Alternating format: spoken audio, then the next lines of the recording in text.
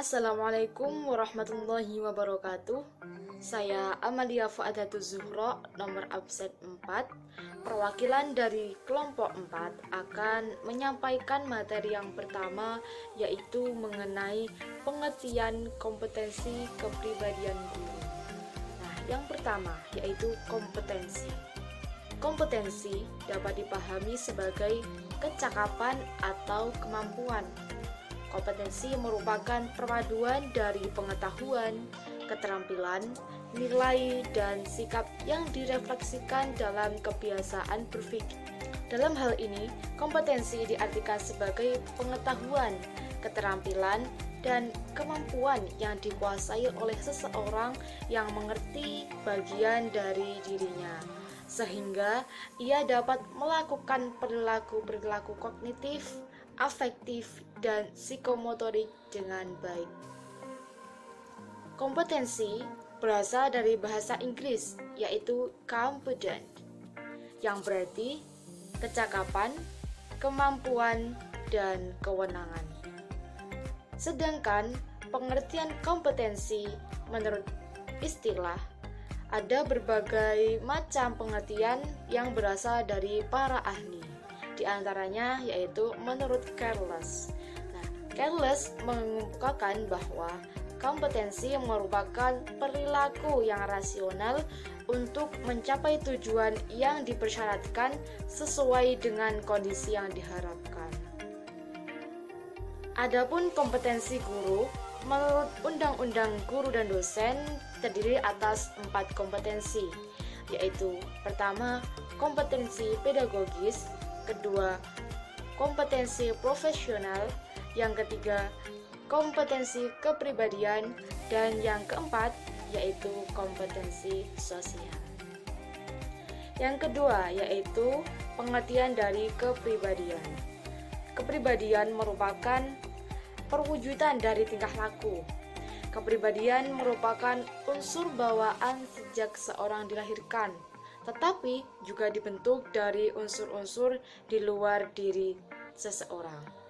Sedangkan menurut Kuncoro Ningrat, kepribadian adalah sebagian susunan unsur-unsur akal dan jiwa yang menentukan perbedaan tingkah laku atau tindakan dari tiap-tiap individu. Kan bahwa kompetensi guru adalah seperangkat kemampuan yang ada dalam diri guru agar dapat mewujudkan kerjanya secara tepat dan efektif.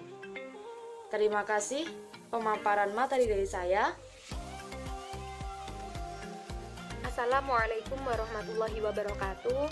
Saya Yeni Lestari, nomor absen 16. Di sini saya akan melanjutkan pembahasan mengenai materi yang kedua, yaitu aspek-aspek kepribadian guru. Dalam aspek-aspek kepribadian guru itu ada beberapa poin. Yang A adalah berjiwa pendidik dan bertindak sesuai dengan norma yang berlaku.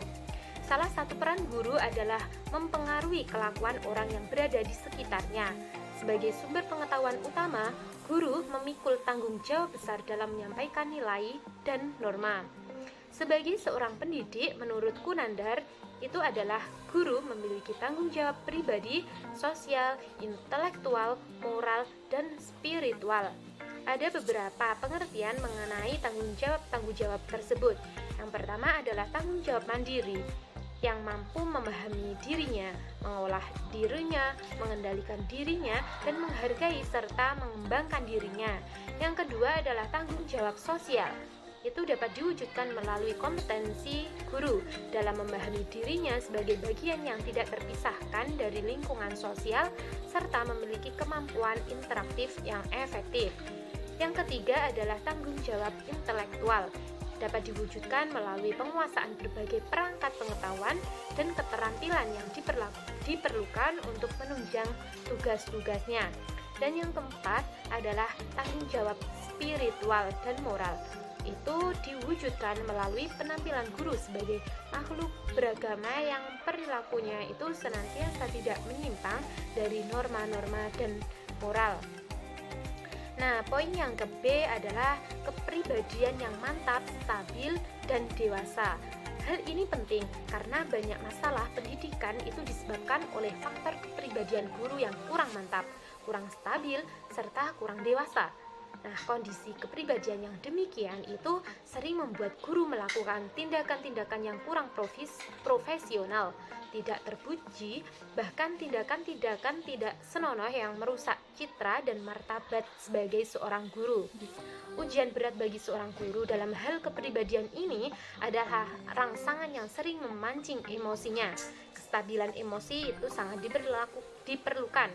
Namun, tidak semua orang mampu menahan emosi terhadap rangsangan yang menyinggung perasaan, dan memang diakui bahwa setiap orang itu mempunyai temperamen yang berbeda-beda dengan orang lain. Untuk keperluan tersebut, upaya dalam bentuk latihan mental itu insya Allah akan sangat berguna. Poin yang ke-C adalah disiplin, arif, dan berwibawa. Banyak peserta didik yang melakukan perbuatan kurang senonoh di masyarakat, terlibat narkoba dan pelanggaran-pelanggaran lainnya, berangkat dari pribadi yang kurang disiplin. Nah, oleh karena itu, peserta didik harus belajar disiplin, dan gurulah yang harus memulainya. Sebagai guru, dia harus memiliki pribadi yang disiplin, arif, serta berwibawa. Poin yang ke-D adalah menjadi teladan bagi peserta didik. Guru merupakan teladan bagi peserta didik dan semua orang yang menganggap dia itu sebagai seorang guru. Sebagai teladan, tentu saja pribadi dan apa yang dilakukan guru akan mendapat sorotan peserta didik serta orang di sekitar lingkungannya yang menganggap atau mengakuinya sebagai guru. Sehubungan dari itu, beberapa hal di bawah ini perlu mendapat perhatian. Yang pertama adalah sikap dasar. Sikap dasar di sini adalah postur psikologis yang akan nampak dalam masalah-masalah penting seperti keberhasilan, kegagalan, pembelajaran, kebenaran, hubungan antar manusia, agama, pekerjaan, permainan, dan diri pribadi. Poin yang kedua itu adalah bicara dan gaya bicara, seperti penggunaan bahasa sebagai alat berpikirnya. Kemudian yang ketiga adalah kebiasaan bekerja, gaya yang dipakai oleh seorang dalam bekerja yang ikut mewarnai kehidupannya. Yang keempat adalah sikap melalui pengalaman dan kesalahan. Nah, pengertian hubungan antara luasnya pengalaman dan nilai serta tidak mungkinnya pengelaan kesalahan. Dan yang kelima adalah pakaian. Nah, pakaian di sini merupakan pelengkapan pribadi yang amat penting dan menampakkan ekspresi keseluruhan kepribadiannya. Dan yang keenam adalah hubungan kemanusiaan. Nah, dalam hal ini dapat diwujudkan dalam semua pergaulan manusia, intelektual, moral, keindahan, terutama bagaimana ia berperilaku. Dan yang terakhir adalah proses berpikir, seperti cara yang digunakan oleh orang tersebut dalam menghadapi dan memecahkan sebuah masalah. Dan poin yang ke-E adalah berakhlak mulia. Akhlak mulia adalah perilaku yang didasarkan pada ajaran-ajaran agama, norma-norma sosial, dan tidak bertentangan dengan adat istiadat dalam suatu masyarakat tersebut. Akhlak mulia ini bersumber dari kitab suci agama. Oleh karena itu, akhlak mulia biasanya bersifat universal, yakni dapat diterima oleh siapapun dan dimanapun. Guru harus berakhlak mulia karena ia adalah seorang penasihat bagi peserta didik. Kompetensi kepribadian guru yang dilandasi akhlak mulia tentu saja tidak tumbuh dengan sendirinya begitu saja, tapi memerlukan ijtihad yang mujahadah, yakni usaha yang sungguh-sungguh, kerja keras tanpa mengenal lelah dengan niat ibadah tentunya. Demikian penjelasan dari saya. Terima kasih. Wassalamualaikum warahmatullahi wabarakatuh. Assalamualaikum warahmatullahi wabarakatuh. Baik teman-teman, di sini saya Muhammad Anwar Rifai, saya absen 40. Di sini saya akan sedikit memaparkan mengenai beberapa kendala daripada penerapan aspek-aspek kepribadian guru. Seperti yang mungkin nanti teman-teman bisa baca di makalah ya. Di makalah sudah disebutkan beberapa kendala. Di sini saya hanya ingin sedikit memberikan contoh mengenai beberapa kendala tersebut. Yang pertama yaitu bertindak tidak sesuai dengan norma religius, norma hukum atau sosial. Nah, mungkin untuk saat ini ya, untuk contoh pada yang kali ini, yang pertama ini mungkin seperti halnya guru-guru perempuan, ketika di sekolah mungkin beliau memakai jilbab, namun ketika pulang dari sekolah beliau melepas jilbab. Nah itu kan oke lah, mungkin berbicara mengenai jilbab itu kembali ke pribadi dirinya masing-masing. Namun di sini konteksnya ketika beliau menjadi seorang guru, ketika guru kan di situ harus menjadi seorang teladan dari bagi muridnya. Nah maka dari itu alangkah baiknya seorang guru itu mampu bertindak sesuai apa yang ada di sekolah maupun di luar sekolah. Jadi ketika di sekolah beliau mengajar seperti ini juga diterapkan dalam kepribadian dirinya, kepribadian beliau ketika di rumah. Oke ya, itu yang pertama. Terus yang selanjutnya mengenai faktor pribadi guru yang kurang bisa menjadi teladan bagi peserta didik. Nah untuk yang kedua ini mungkin ada kaitannya ya daripada yang pertama tadi, yang dimana seorang guru itu harus bisa menjadi teladan dimanapun dia berada. Walaupun memang guru itu juga manusia, al-insanu makhluk khotok wa nisyan. Namun kembali lagi seorang guru itu menjadi orang yang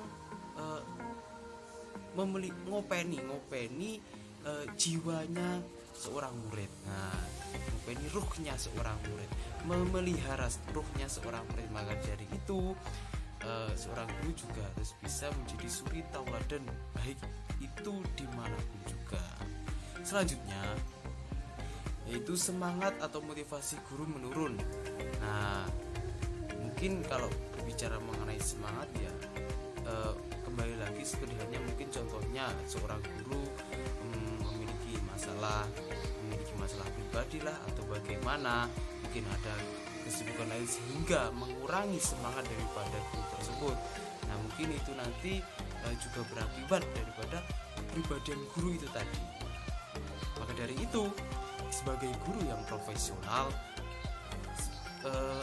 kita harus bisa menempatkan diri kita pada tempatnya. Seperti itu ya teman-teman. Selanjutnya mengenai guru yang berusaha untuk ditakuti peserta didik dengan cara suka marah-marah. Nah, mungkin untuk yang ini banyak ya ditemui di beberapa sekolah, di beberapa lembaga pendidikan. Banyak guru yang suka marah-marah dengan alasan supaya beliau disegani, supaya beliau ditakuti. Nah, mungkin ini kurang tepat ya teman-teman, karena seorang guru itu menjadi contoh. Ketika seorang murid itu marah-marah, seorang guru itu marah-marah dan mengakibatkan seorang siswa-siswanya atau peserta didiknya itu takut, itu nanti berakibat kepada pribadi siswa itu sendiri. Misalnya guru yang suka marah-marah, saya sendiri sebagai seorang siswa ketika melihat guru yang suka marah-marah tersebut, saya akan takut. Sebagai peserta didik, mereka juga akan bertemu saja pun mereka akan menghindar. Nah, ketika bertemu saja sudah menghindar, apalagi mau mencontoh pribadinya beliau, kan ya susah kan seperti itu. Nah, maka dari itu sebagai guru yang baik ya jangan suka marah-marah kan seperti itu. Oke ya. Selanjutnya mengenai pendidik yang kurang memiliki semangat etos kerja sebagai pendidik. Nah, berbicara mengenai etos kerja, saya kira teman-teman sudah paham ya mengenai beberapa etika-etika kita dalam bekerja. Oke ya. Selanjutnya mengenai kurangnya pembelajaran yang bermanfaat untuk dapat mencapai tujuan daripada pembelajaran yang diajarkan. Mungkin di sini bisa dicontohkan guru yang bertele-tele ketika dalam mengajar, guyonan lah dan sebagainya.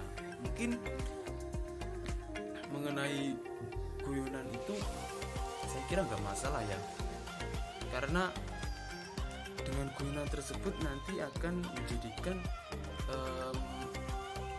itu menjadi alternatif ketika pembelajaran di kelas ketika dilaksanakan. Ketika adanya guyonan, adanya speaking, itu nanti kan bisa merefresh daripada mood siswa tersebut.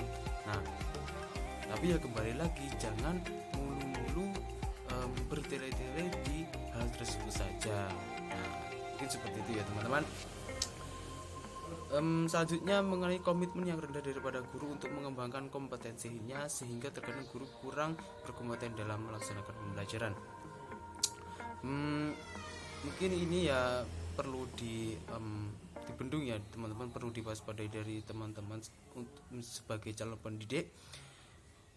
Walaupun kita sebagai seorang guru, kita sebagai seorang pendidik, kita sudah merasa bisa, ya jangan sampai kita melupakan, terlena dengan hal tersebut, karena mau bagaimanapun juga dengan kapasitas kita yang berkompeten, yang mungkin kita sudah pintar, itu belum cukup menjadi seorang guru yang teladan. Karena ya seperti itu lagi, kita jangan sampai terlena. Dan ketika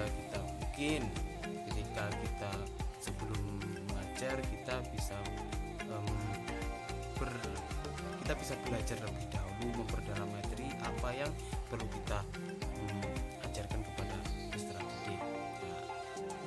Mungkin seperti itu teman-teman. Mohon maaf ini agak mungkin berbelit-belit, mungkin sulit dipahami. Nanti agar lebih jelasnya teman-teman bisa langsung kita diskusikan bersama. Oke, dari saya sekian. Wallahul muwaffiq ila aqwamit thoriq. Wassalamualaikum warahmatullahi wabarakatuh. Selanjutnya yaitu pengembangan kompetensi kepribadian guru. Kompetensi kepribadian sebagai bentuk pengembangan kepribadian guru sebagaimana dijelaskan dalam Peraturan Menteri Pendidikan Nasional RI Nomor 16 Tahun 2007 tentang standar kualifikasi akademik dan kompetensi guru. Dalam hal ini mengisyaratkan bahwa perubahan dan pembaruan sistem pendidikan tergantung pada penguasaan kompetensi guru. Oleh karena itu, harus ada upaya yang komprehensif guna meningkatkan kompetensi guru, dalam hal ini dalam hal kompetensi kepribadian guru. Adapun cara untuk meningkatkan kompetensi kepribadian guru diantaranya yaitu yang pertama, bertindak sesuai dengan norma agama, hukum, sosial, dan kebudayaan nasional Indonesia. Yang kedua, menampilkan diri sebagai pribadi yang jujur, berakhlak mulia, dan teladan bagi peserta didik dan masyarakat. Yang ketiga, menampilkan diri sebagai pribadi yang mantap, stabil, dewasa, arif, dan berwibawa. Yang keempat, menunjukkan etos kerja, tanggung jawab yang tinggi, rasa bangga menjadi guru, dan rasa percaya diri. Yang kelima, menjunjung tinggi kode etika guru. Untuk menyempurnakan kepribadian guru, diperlukan sikap kebiasaan, kelapangan hati, dan menerima segala masukan, sehingga lambat laun kepribadian guru menjadi lebih dewasa dan matang. Hal ini merupakan kebiasaan dan kelaziman yang terjadi jika ingin maju dan lebih berkembang. Kepribadian guru bukanlah sesuatu yang statis, namun sesuatu yang dinamis. Sentuhan untuk menghiasi kepribadian guru merupakan sesuatu yang niscaya harus ada di mana dan kapanpun juga. kepribadian yang mantap dikarenakan proses yang terus-menerus antara sang guru dengan lingkungan material, sosial, dan spiritualnya. Sekian yang dapat saya sampaikan.